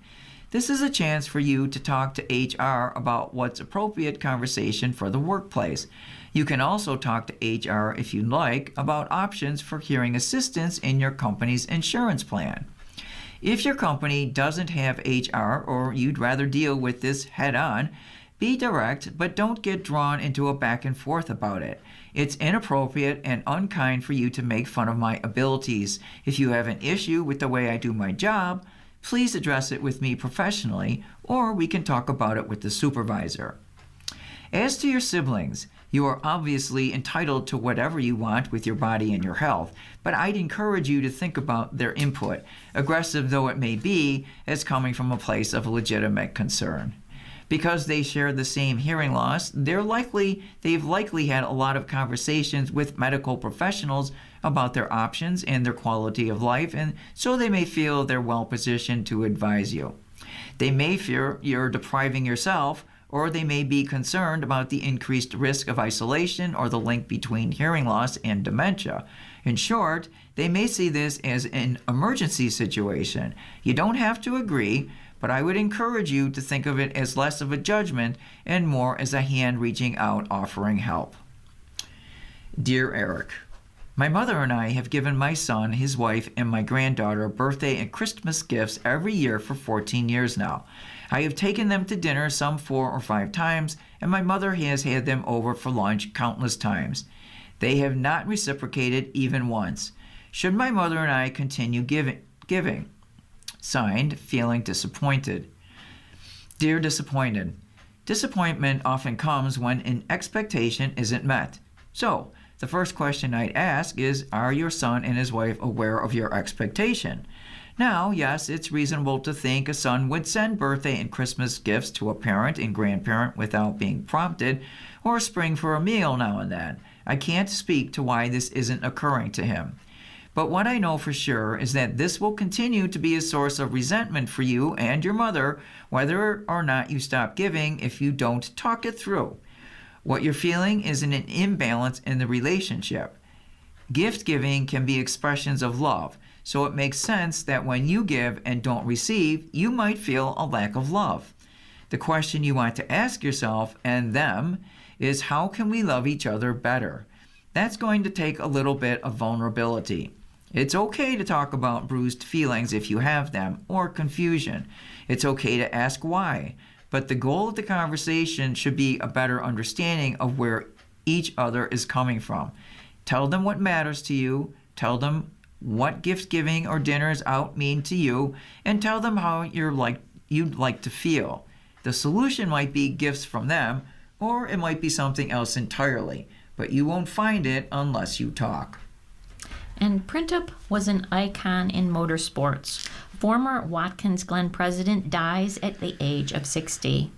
Former Watkins Glen International president and Hamburg native Michael Printup has died at 60, leaving behind a legacy of success in motorsports and the business world, as well as the reputation he enjoyed of being a loving family man. Printup achieved much success in motorsports, most notably as president of Watkins Glen from June of 2009 until his retirement there in May of 2023. At the time of his death on December 31st, Printup served as Chief Operating Officer of Racing America. Printup began his tenure at Racing America after leaving the Glen beginning in July of 2023, where he was named president of the Sports Car Vintage Racing Association, or the SVRA. In January of 2024, Printup was promoted to Chief Operating Officer at the Trans Am Series presented by Pirelli. Also during his career, Printup enjoyed a nearly 3-decade stint with NASCAR. He also served as the president of the America-Crown and oversaw the Levy Food Service contract for 12 NASCAR-owned racetracks. Printup had also served at one time on the governing council of the International Motor Racing Research Center, which is located in the village of Watkins Glen. Watkins Glen International is saddened by the passing of former President Michael Printup, who led the facility for 15 years, Speedway administration said in a statement.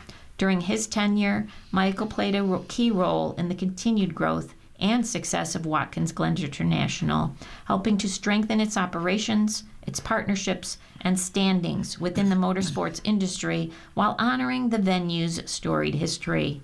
Michael was a respected leader who left a lasting impact on the organization and those who worked alongside him. We extend our sincere condolences to his family, his friends, and his colleagues. Racing America also paid tribute to Printup. Michael was an icon in motorsports, a great partner, and a friend. His passion for racing and commitment to the industry made a lasting impact on the sport. He will be deeply missed. In May of 2023, Printup announced his retirement plans from Watkins Glen. He stayed at the Glen until the conclusion of the IMSA Salem 6 Hours of the Glen weekend that June. Printup cited the need to spend more time with his growing family, as well as relief from a busy travel schedule, as major reasons for that retirement. In a Buffalo News column written at the time, Printup discussed his retirement. Honestly, my wife and I have been discussing retirement since last summer, Printup said.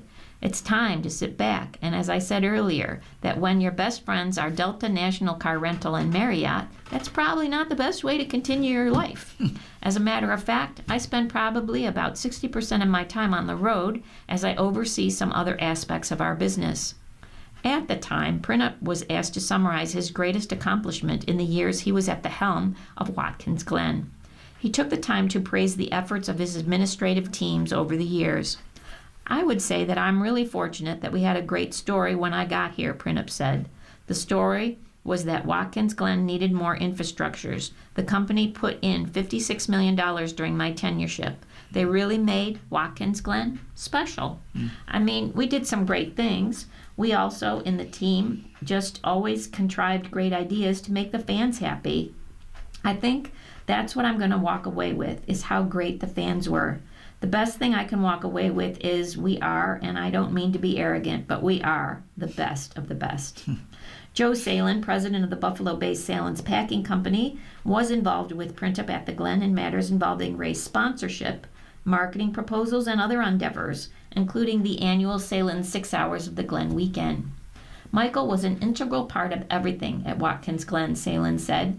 "He always made the case to the leaders of that corporation to get the budget to make improvements to the facility there.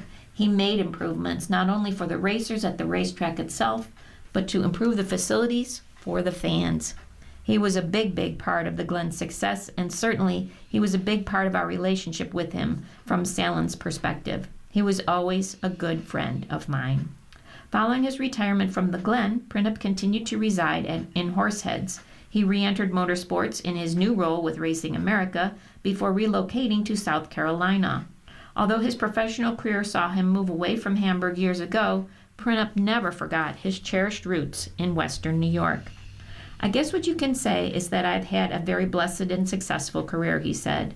"That is really special for this hometown boy from Hamburg." Printup leaves behind his wife Stephanie, his 2 sons Brendan and Matthew, a daughter-in-law Caitlin, and 2 granddaughters Sophia and Vivian. A memorial service will be from 2 to 4 p.m. Wednesday at James A. Dial Funeral Home, located at 303 South Main Street in Somerville, South Carolina. And self-driving tech and AI are taking center in Vegas. Autonomous driving technology is expected to dominate the CES trade show in Las Vegas this week, as investors bet that artificial intelligence will invigorate an industry beset by slow progress, high costs, safety incidents, and regulatory scrutiny. Just as automakers have hit the brakes on electric vehicle plans and look for their next moneymaker, a slew of auto suppliers and startups are lining up to show off their latest autonomous vehicle hardware and software. Partnerships and deals that promise to take away much of drivers' responsibilities or remove the need for a human driver completely are expected to be announced. This year, you will see more and more focus on AI and autonomous, said CJ Finn, U.S. automotive industry leader for PwC, adding that how companies use artificial intelligence to solve the challenge of rolling out driverless cars safely will be closely watched. That connectivity on autonomous, I do think, will be front and center. AI, though, is expected to be integrated into products well beyond autos, from robots and wearable gadgets to home devices and health technology. CES 2026, one of the largest technology exhibits in the United States, starts today and runs through Friday. Formerly called the Consumer Electronics Show and known traditionally as the launchpad for the latest in tech, such as TVs, laptops, and wearables, CES in recent years has emerged as a key destination for automakers debuting their EVs. But a pullback on EV-friendly incentives and policies by the Trump administration has dampened demand and forced many automakers to abandon plans to launch new EV and rethink their strategy. The upheaval will be evident at CES. Most major automakers have no plans to launch any new EVs this year, a stark difference from the past few years. Commercializing autonomous vehicles has not been easy. High investments, regulatory challenges, and investigations after collisions have forced many companies to shut down. But Tesla's launch of a small robotaxi service with safety monitors in Austin, Texas last year, as well as quicker expansions by Alphabet's Waymo, has breathed new life into the industry. Driver assist systems for personal vehicles have also improved, with some automakers offering hands-free driving and automatic lane changes on highways. Some, such as Rivian. Rivian. Rivian? Okay. Rivian aims to launch eyes-off functionality and self-driving on city streets. I don't like it at all, Lori. Back to a little bit of local news. The local Costco is not on the list of stores to be opening soon. The hotly anticipated retailer's opening is due this spring. It's going to be a few more months before Costco opens in Amherst. As one of Western New York's most hotly anticipated retail projects, the building of the region's first Costco wholesale warehouse store on Ridgely Road in Amherst has been closely watched. So has the web page that lists the Costco projects that are coming soon. Since Costco doesn't answer questions about new stores and announces them on the page a couple of months in advance of opening, those watching for clues have been checking the page obsessively, hoping to get an opening date. Well, the page is finally updated for the new year, and Amherst Costco is not on it. There are new opening dates listed for California in January, and in Florida, Texas, and Utah in March, but no Amherst. It's not a reason to worry. The store is coming. It just means we have to wait a bit longer for that target opening date. The town of Amherst has said the store will open sometime this spring, which would put the opening sometime between late March and late June. Construction started on the fan-favorite discount warehouse store back in November. MG2, a design firm based in Seattle that's working with Costco on the Amherst store, said on its website the company's standard warehouse can take about 110 days from the start of construction until the store opens. But that timeline doesn't factor in days lost to Buffalo Niagara weather, and local weather delays during winter and spring, they can be significant. Benderson Development Company, the developer working with Costco on its first in-market location, has remained mum. But the town of Amherst has provided regular updates about the project, and despite the silence and intrigue, there is a giant sign on the property identifying it as a Costco. Some Western New York consumers making regular trips to the closest American Costco in Rochester to get their fix. There is also a Costco wholesale in Niagara Falls, Ontario, and a Costco business center in St. Catharines, Ontario. Business centers are made with companies in mind and sell a bigger selection of bulk food and drinks, office supplies, and janitorial products. About 70% of its inventory is specialized and different from a regular Costco wholesale store. The membership-based warehouse club, Costco Wholesale, is known for its wide selection of quality merchandise, its affordable private label Kirkland signature products, and its inflation-proof $1.50 hot dog and a beverage combo. The 168,000 square foot warehouse club will cost $25 million to build, according to papers filed with the town. Another $3.6 million will cover gas pumps in its associated fueling station. And a couple of notes in sports. The Arizona now edges Michigan at number 1. Arizona held on to number 1 by a single point over fast-closing Michigan in the AP Top 25 on Monday, making it one of the closest races for the top spot in the 78-year history of the men's college basketball poll. The Wildcats received 32 of 61 first-place votes and had 1,494 points, while the Wolverines scooped up the other 29 first-place votes from the national media panel. The 1-point difference kept the first poll of 2026 from becoming the second ever, with a tie for number 1 Oregon State, and Virginia shared the top spot on January 26 back in 1881. Moving down to tennis, Coco Gauff dropped a post on social media just before she started her United Cup single match Monday, hoping to add context to her recent comments about American tennis fans. The issue was clearly a distraction, and the match didn't go well for the number 4 ranked Gauff, who lost the first 5 games and struggled in a 6-1, 6-7, 3, and 6-0 loss to number 42 Jessica Buzzes-Mineiro in Perth, Australia. It gave Spain a 1-0 lead over the defending champion U.S. team in the Group A contest ahead of the men's single and mixed double. Gauff said she wasn't expecting fans to travel to tournaments specifically to support their Patriots, but instead was talking broadly about the audible and visible support at events other than the U.S. Open that attracted American tennis fans. Those from smaller countries come with their colors and flags, and it's clear who are supporting, Goff said in her post. I was just speaking from my perspective. And the Phillies have hired Mattingly as a bench coach. The Philadelphia Phillies hired coach Dodgers and Marlins manager Don Mattingly as a bench coach on Rob Thompson's staff. Mattingly is reunited in Philadelphia with his son Preston, who is Philadelphia's general manager. Mattingly will be spending his 23rd straight season as a major league manager and coach, including the last 3 coaches for the Toronto Blue Jays, who lost World Series Game 7 to the Dodgers.